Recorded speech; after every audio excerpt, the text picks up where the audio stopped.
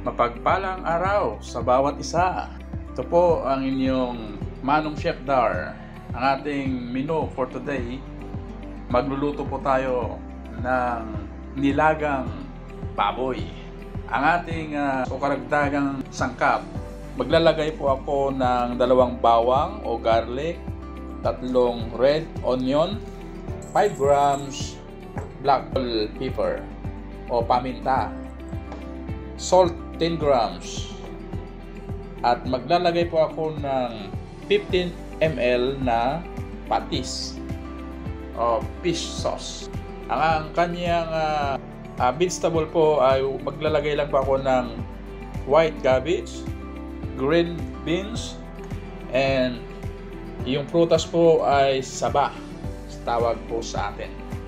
So ito lang po yung simpleng paglalaga ng baboy.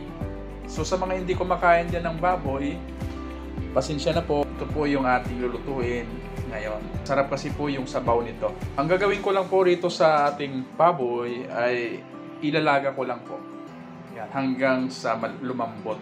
Kumbaga mas masarap yung kalas buto. So ito lang po yung napakasimpleng pagluluto. At simpleng mga ingredients na kaya mong gawin. Ilaga lang ang baboy. Pagsabayin mo na yung mga ingredients. Pag napalambot mo yung baboy. Yan, maraming salamat po sa inyong mga comment. Napakahalaga po sa comment section po ang inyong mga komentaryo o mga bunga ng inyong mga panunood. Ayan, welcome na welcome po kayo kay Manong Chef Dar.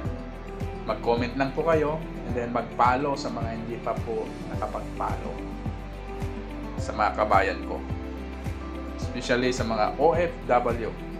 Maging sa mga OFW na gaya po natin, welcome po kayo kay Manong Chef Dar. Lahat ng OFW sa buong mundo, kayo po ay isang bayani. Kaya saludo po ako sa inyo. God bless po. Luto na po tayo. Start na po tayo sa ating sangkap. Bawang. Pinitpit ko lang po yung ating bawang. Sunod, sibuyas. Sa sibuyas naman po ay cut into 2 lang. Ito po yung uunahin natin na ilagay doon sa ating pinakuluang nilagang baboy. Start na po tayo maglagay ng ingredients o sangkap. Paminta, sibuyas at saka garlic. At yung ating pangalawang pagpapakulo natin ng ating pork o baboy ay ilalagay natin. Kasi narito po yung kanyang lasa. So hintayin lang po natin ng around 10 minutes para maluto po yung ating sangkap tulad ng garlic at saka bawang at saka yung paminta para lumawas po ang kanilang lasa.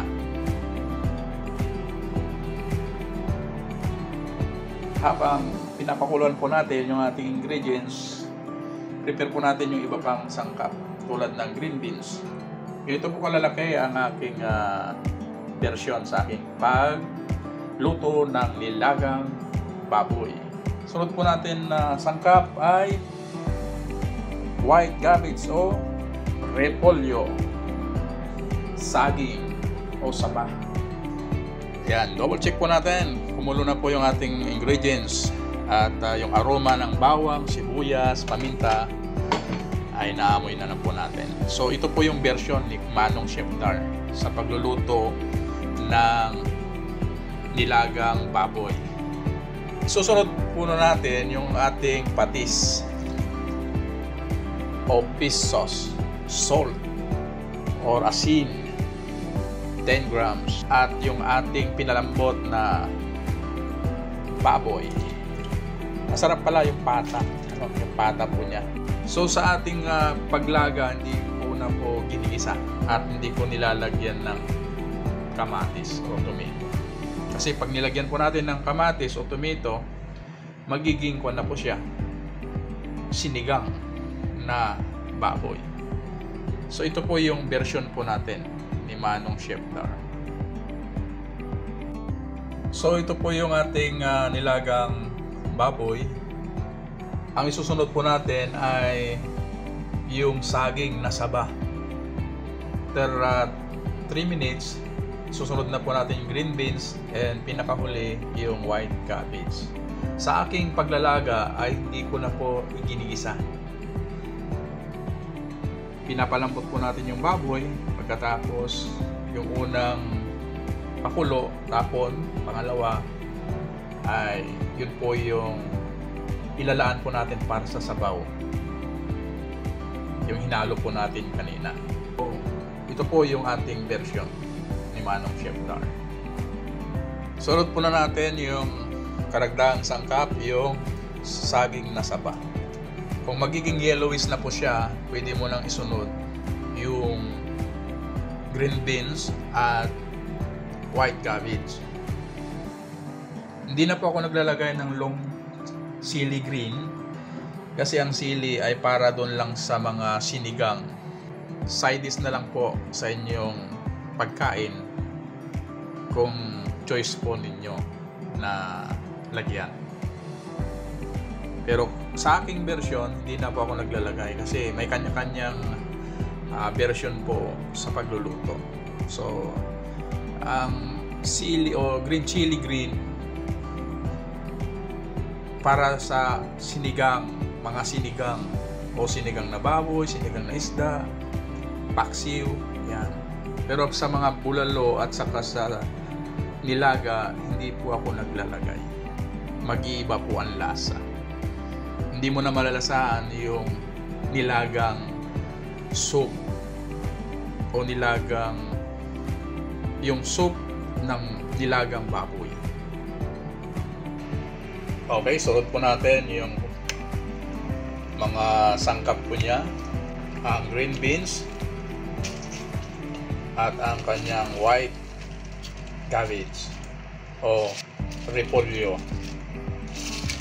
At mas marami yung repolyo, Manong, favorite ko kasi. So choice po natin kung mag-a-add po tayo o magbabawas.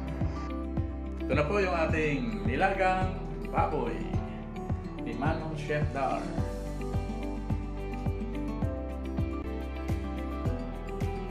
Ito na po yung ating nilagang baboy ni Manong Chef Dar. Yan. May sausawan po tayong patis, saka sili, and bagoong. Maraming salamat sa inyong panunood, pag-like, and share sa ating video. Maraming salamat sa inyong pag-like, share, and subscribe. God bless.